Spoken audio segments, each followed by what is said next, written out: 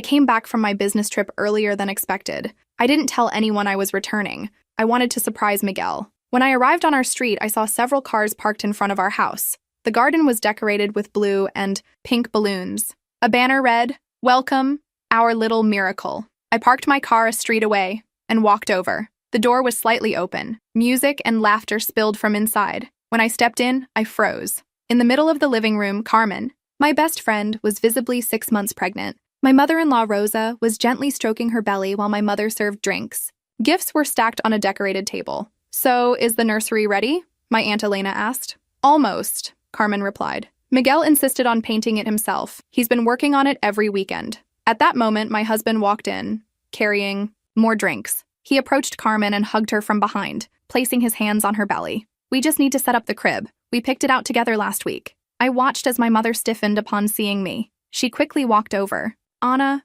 we weren't expecting you today," she whispered, grabbing my arm. "Let's go outside. We need to talk." I pulled away from her grasp. "Talk about what? About how my husband got my best friend pregnant while I was working in another country?" Chatter in the room died down. Carmen was the first to notice me. Her face turned pale. Miguel stood frozen, his hands still on her belly. "Anna," he began. "Don't you dare." I cut him off. "How long have you been cheating on me?" No one answered. My father, standing in a corner, couldn't even look me in the eye. "I can explain," Carmen said, taking a step forward. "We didn't want you to find out like this." "Oh? And how were you planning to tell me? After the baby was born, or when they turned 18? My mother-in-law stepped in. "Anna, please, think about the baby. Carmen doesn't need this stress in her condition." "Her condition?" I let out a humorless laugh. "The same condition I was. In 2 years ago when I lost my baby. Where was your concern then, Rosa?" The silence that followed was deafening. My mother tried again. "Honey, I know this is difficult." "Difficult for whom?" "For me, who worked nonstop for 9 months while my husband was sleeping with my best friend.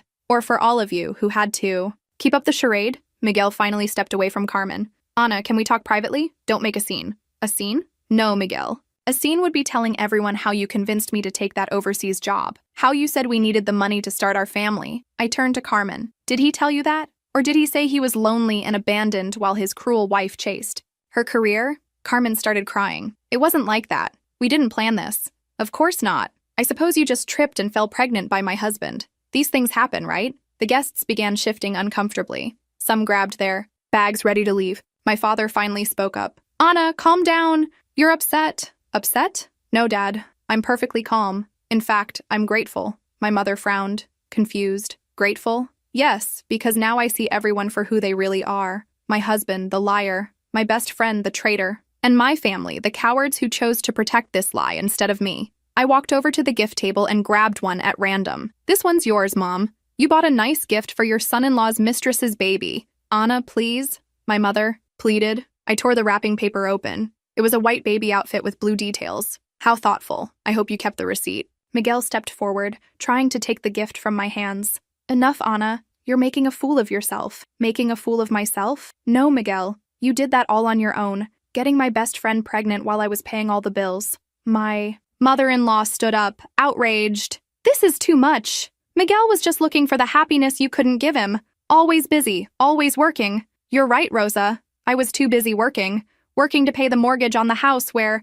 your son was sleeping with my friend." I looked around the room. Every familiar face now looked like that of a stranger. "You know what? You can keep the house, the furniture, the gifts. But Miguel, I suggest you get a good job because you won't have access to my money anymore." "What are you talking about?" he asked, turning pale. "I'm talking about how, while I was overseas, I wasn't just working. I was also consulting a lawyer. I have proof of every penny I spent on this house, on you, on our marriage." I walked out of that house without looking back. My hands were shaking. My breathing was erratic, but I refused to break down in front of them. They didn't deserve to see my tears. I walked away, ignoring the curious stares from the neighbors, who had probably heard every word of the scene that had just unfolded. I got into my car and slammed the door shut. My hands gripped the steering wheel so tightly that my fingers turned white. My vision was blurred, but I refused to cry. I started the engine and just drove. No destination, no direction, just getting away from that nightmare. My phone was flooded with messages, missed calls from my mother, texts from Miguel,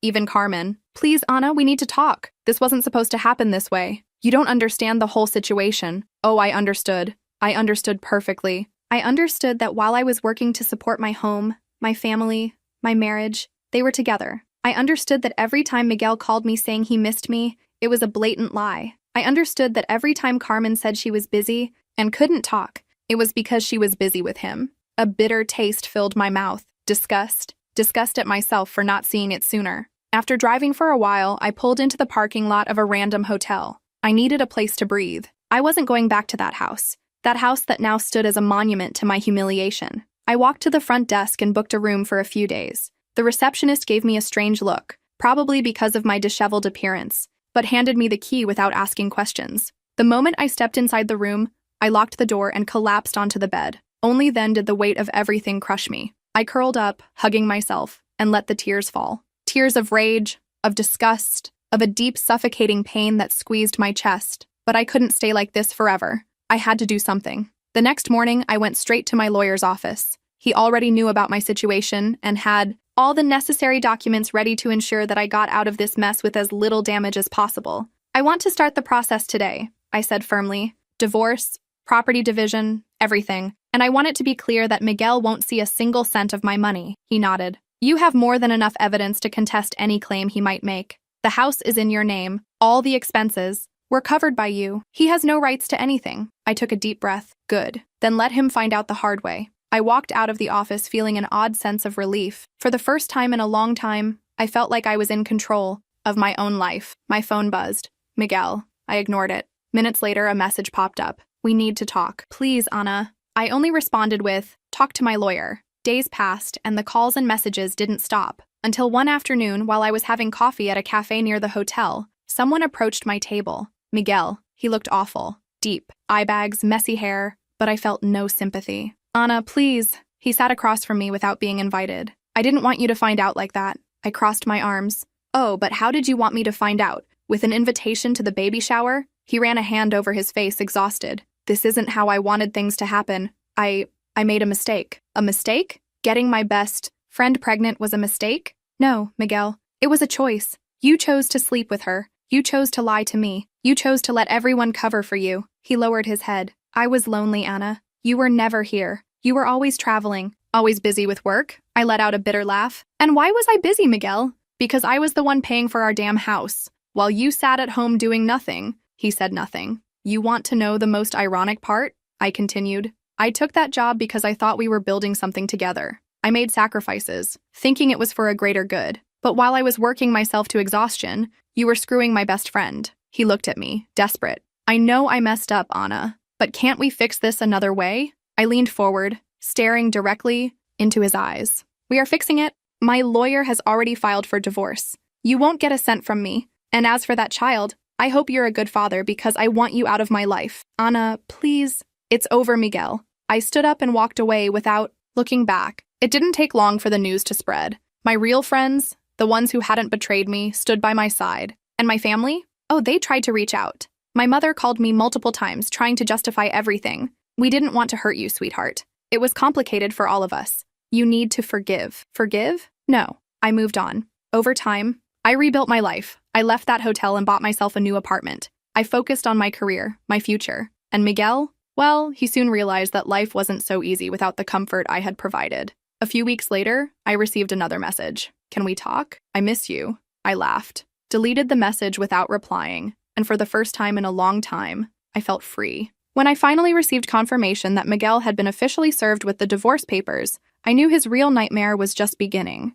He tried to contact me in every way possible. He called me dozens of times a day, sent endless messages, even showed up at places he knew I frequented. But I didn't answer. I didn't give him a chance. I refused to let him manipulate me. One night, as I was returning to my apartment, I found my mother waiting outside. Ana, we need to talk. I rolled my eyes. I already knew exactly what this was about. We have nothing to talk about. Miguel is desperate. You're taking everything from him, she said, outraged, as if I were the villain in this story. I crossed my arms. Oh, now he's the victim. Honey, he made a mistake, but that doesn't mean you should ruin his life. I let out a humorless laugh. He ruined my life, Mom. He cheated on me, got my best friend pregnant, and all of you covered for them. And now you have the nerve to tell me that I'm being cruel? She sighed, reaching for my hand, but I pulled away. What you're doing to him. This isn't right, Ana. Anger burned in my chest. Oh, you want to talk about what's right? Was it right for me to pay for the mortgage alone while he was screwing my best friend? Was it right that I worked my ass off while he played the perfect husband? Now he gets to deal with the consequences. She looked at me like I was a monster. He has nowhere to go. I shrugged. Not my problem. She shook her head in disbelief. I didn't raise you to be this way, Anna. And I didn't expect my own mother to take the side of a cheating bastard. I turned around and walked into my building without looking back. Days passed, and Miguel's situation only got worse. Since I was the one who had paid for everything, he was now drowning in bills. The mortgage payments were overdue, and without my money to cover them, he quickly spiraled into financial ruin. Then came the eviction. I knew it was coming. When I received confirmation that he had failed to make any payments, I made sure to personally be there to witness the moment he was forced out of my house. When I arrived, the place was in chaos. Boxes were scattered around the front yard. Miguel was arguing with the officer handling the eviction. Carmen stood beside him, clutching her pregnant belly with a panicked expression. "Anna!" he shouted when he saw me. "You can't do this!" To me, I crossed my arms, feeling a dark sense of satisfaction bloom inside me.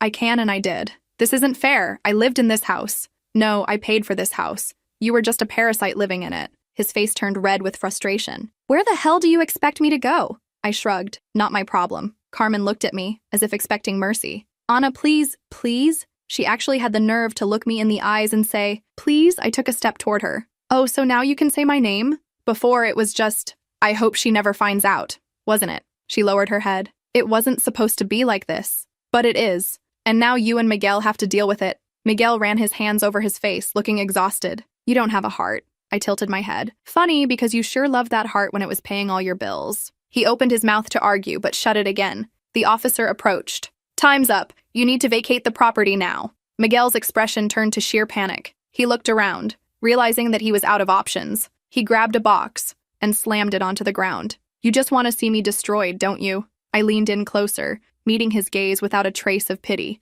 "Yes." He clenched his jaw and stormed away, Carmen trailing after him. I stood there, watching, as he left, broke, homeless, and powerless. In the following days, my entire family turned against me. My aunts called me. My mother showed up at my apartment again. Even my father, who usually stayed out of things, tried to intervene. "Anna, he's sleeping on your mother-in-law's couch. Don't you think this has gone too far?" "No, Dad, I don't. Carmen is pregnant. They have nothing." "Great. Then Miguel can finally do what he should have done a long time ago. Get a job." My mother threw her hands up, exasperated. "You're obsessed with revenge. And you're obsessed with protecting a cheater." They couldn't change my mind. And Miguel? Oh, Miguel was in ruins. No home, no comfort, no access to the money he had leached off me for years. I heard through some mutual friends that he had started taking odd jobs to make ends meet, but it wasn't enough. And then, the inevitable happened. Miguel showed up at my apartment. He looked miserable, thinner with dark circles under his eyes. "Anna, please, I have nothing left." I stared at him. "I know. I need help." I tilted my head, pretending to think. "Like I needed help when I found out you were cheating on me." He closed his eyes, frustrated. "I was an idiot, I know that. But I can't change the past." I crossed my arms. "No, but you sure as hell can suffer in the present." His hands clenched into fists as he swallowed his pride. "You don't have to be this cruel." "Oh, but I do. I learned from the best." And with that, I slammed the door in his face. And for the first time in years, I felt at peace. Miguel was finally experiencing what life was like without me. And me, I was finally free. Time passed, and just as I had predicted, Miguel sank even deeper. No home, no money, no comfort. He had gone from a spoiled, dependent husband to a desperate man, hopping from job to job just to keep himself afloat. And me, I moved on. I didn't feel sorry for him. In fact, every time I heard about another disaster in his life, I felt a twisted sense of satisfaction. It was a sweet taste of justice, of knowing that everything he had done to me was coming back to him. And then, I heard the best news I had received in months. Carmen filed for divorce. I found out through an acquaintance, one of the few people who still dared to talk to me after everything that had happened. She ran into me at a cafe, hesitated for a moment, then smiled slightly before dropping the bombshell. She left him. I blinked. "What?" "Carmen. She filed for divorce. And she wants alimony." The laugh escaped before I could stop it. A loud, genuine, from-the-gut laugh. "Are you serious?" I asked, still laughing. Dead serious. Miguel can't hold a stable job, and she doesn't want to be the one supporting him. Oh, the irony was delicious. Carmen, the woman who had sworn Miguel was her one true love, the one who clung to him like a parasite while I worked to pay for everything, had now done to him exactly what he did to me, left him when he was no longer useful. And she wants alimony? I asked, still grinning. Yeah, she claims he promised to take care of her, and now that she has a baby, she needs financial support. I couldn't stop laughing. "Please tell me, Does Miguel even have money to pay her? My acquaintance smirked. No, and I lost it. Miguel hadn't just lost everything I had given him. Now even the woman he betrayed me for was financially screwing him over. Karma had come for him, and this time, he had no one left to leech off of. I have to see this. The following week, I made sure to accidentally show up at a place I knew Miguel still frequented, a rundown bar we used to go to, one of the only places he could still afford. He was sitting at the counter, looking like a ghost of his former self. Thinner, dark circles under his eyes, his beard unkempt, and of course a cheap beer in his hand. I walked in slowly, taking my time, and sat 2 seats away. He noticed me immediately, his face tightening. "What do you want?" he muttered, his voice rough and tired. "Nothing," I said, picking up my own drink. "Just enjoying the view." He sighed heavily. "Are you happy now?" I took a sip, savoring the moment. "Yes, very," he scoffed, shaking his head. "You think this is funny?" "Miguel, I think this is hilarious. You threw our marriage away for Carmen, and look at you now. She left you. She took whatever little you had left." He ran a hand over his face, clearly exhausted. "You don't understand." "Oh, I understand perfectly. Tell me, how did your great love fall apart so quickly?" He went quiet for a long moment before staring at his empty glass. "She said she couldn't be with someone who had nothing to offer. Funny, right? That's exactly what you said about me." He shut his eyes, his jaw tightening. "You don't get it, Anna." "Oh, but I do. You were only good enough for her when you were convenient. Now that you can't provide the comfortable life she wanted, she threw you away like garbage." He didn't argue, because he couldn't. I stood up, ready to leave. "You know what's the best part? You deserve every bit of this." And I walked out, leaving Miguel to drown in his own misery. After that day, I cut off everyone connected to my past. I distanced myself from my family, the hypocritical aunts who kept telling me to forgive, my mother, who insisted I had gone too far. I owed nothing to any of them. The only person I owed something to was myself. And so I started over. I rebuilt my life from scratch, bought myself a new apartment,